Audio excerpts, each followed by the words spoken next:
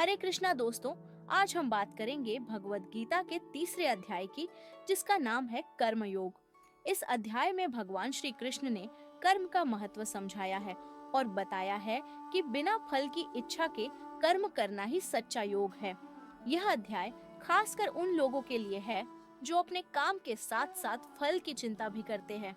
चाहे आप कॉरपोरेट जगत में हो, रिश्तों में उलझन महसूस कर रहे हो या छात्र हो, कर्म योग का सिद्धांत हर किसी के जीवन में लागू होता है। अगर आपको यह वीडियो पसंद आए तो लाइक, शेयर और सब्सक्राइब जरूर करें ताकि हम और भी अद्भुत ज्ञान आपके साथ साझा करते रहे। आसान तरीके से समझें, उदाहरणों के साथ कॉरपोरेट, रिश्ते और छात्र जीवन, कर्म करने का महत्व बिना फल की इच्छा के। श्री कृष्ण अर्जुन को बताते हैं कि हर इंसान को कर्म करना चाहिए और निष्क्रियता से दूर रहना चाहिए। कर्म ही जीवन की धुरी है। कॉर्पोरेट उदाहरण, अगर आप एक कंपनी में काम कर रहे हैं तो आपका फोकस आपके काम को सही तरीके से करने पर होना चाहिए, न कि प्रमोशन या बोनस की चिंता पर। जब आप अपने काम में निपुण होते हैं तो फल अपने आप मिलता है। रिश्तों का उदाहरण, अगर आप अपने रिश्तों में बिना किसी स्वार्थ के योगदान देते हैं तो वह रिश्ता मजबूत होता है। अगर हर बार यह सोचा जाए कि बदले में क्या मिलेगा तो रिश्ता कभी टिक नहीं पाएगा। छात्रों के लिए उदाहरण, पढ़ाई करते समय अगर आप सिर्फ परिणाम, अंक या ग्रेड पर ध्यान देंगे तो आप अपने पढ़ाई के आनंद को खो देंगे। बेहतर यही है कि पूरी मेहनत से पढ़ाई करें और परिणाम की चिंता छोड़ दें। श्लोक, नियतम कुरु कर्म त्वं कर्म ज्यायो ह्यकर्मण शरीर यात्रा पिच्चते न प्रसिद्धेद कर्मण। अनुवाद, तुम्हें अपने नियत कर्म को करना चाहिए क्योंकि कर्म अकर्म से श्रेष्ठ है। कर्म किए बिना तुम्हारे शरीर की यात्रा भी संभव नहीं है।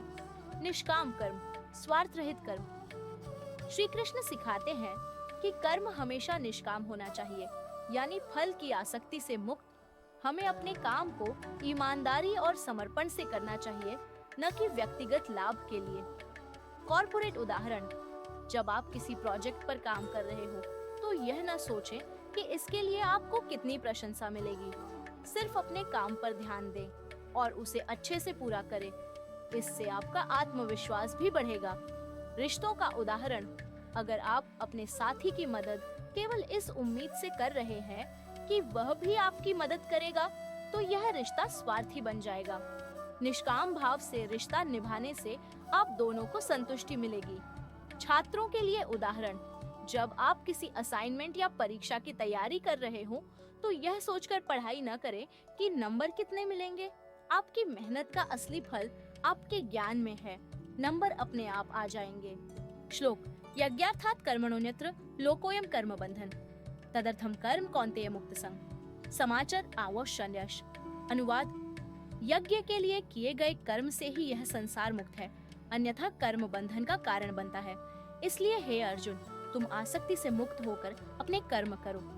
प्रकृति और कर्म, प्रकृति का प्रभाव। श्री कृष्ण यह भी बताते हैं कि हर इंसान अपनी प्रकृति के अनुसार कर्म करता है।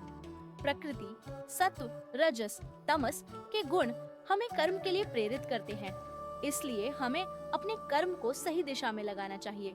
कॉर्पोरेट उदाहरण, हर व्यक्ति की काम करने की शैली अलग होती है।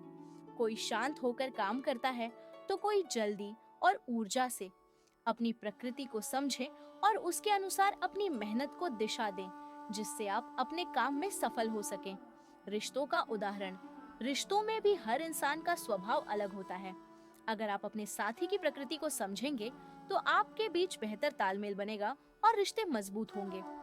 छात्रों के लिए उदाहरण, हर छात्र का पढ़ाई का तरीका अलग होता है। किसी को रात में पढ़ना अच्छा लगता है तो किसी को सुबह जल्दी। अपनी प्रकृति के अनुसार पढ़ाई करें और खुद पर विश्वास रखें। श्लोक, सदृशम चेष्टते स्वस्य प्रकृतिर्ज्ञानवानपि प्रकृति यान्ति भूतानि निग्रह किं करिष्यति। अनुवाद, ज्ञानवान व्यक्ति भी अपनी प्रकृति के अनुसार कार्य करता है। सभी जीव अपनी प्रकृति का अनुसरण करते हैं। प्रकृति का दमन करने से क्या लाभ होगा।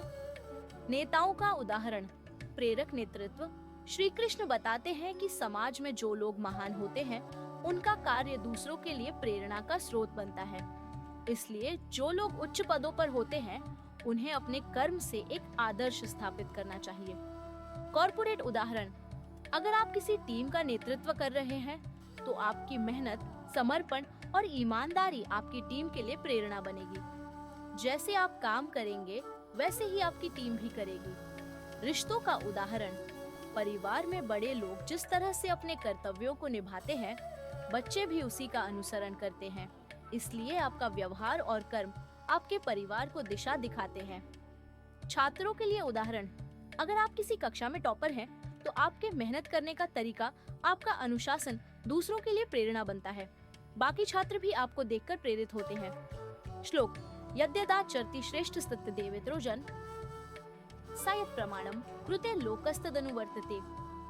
अनुवाद: जो श्रेष्ठ पुरुष करता है, वही सामान्य लोग भी करते हैं। वह जो आदर्श स्थापित करता है, लोग उसका अनुसरण करते हैं। कर्म और यज्ञ, सेवा का भाव। श्री कृष्ण कहते हैं कि हर कर्म एक यज्ञ के रूप में होना चाहिए, यानी उसे सेवा और समर्पण के भाव से किया जाना चाहिए। बिना सेवा भाव के किया गया कर्म बंधन में डालता है। कॉर्पोरेट उदाहरण: अगर आप अपने काम को केवल पैसे या प्रमोशन के लिए करते हैं, तो यह आपको मानसिक रूप से संतुष्ट नहीं करेगा। लेकिन जब आप अपने काम को एक सेवा के रूप में करते हैं, तो यह आपको आत्मिक संतोष देता है। रिश्तों का उदाहरण: अगर आप अपने परिवार या दोस्तों के लिए कुछ करते हैं, तो उसे एक सेवा के रूप में करें। निस्वार्थ भाव से किए गए काम रिश्तों को और मजबूत बनाते हैं। छात्रों के लिए उदाहरण: पढ़ाई को सिर्फ परीक्षा पास करने का जरिया न माने, बल्कि इसे ज्ञान प्राप्त करने की सेवा समझे। यह निस्वार्थ भाव से की गई मेहनत आपके जीवन में सकारात्मक बदलाव लाएगी। श्लोक: एवं प्रवर्तितम चक्रम नानुवर्तयति ह्य अघायुरिंद्रिया रामो मोघम पार्थ सजीवति।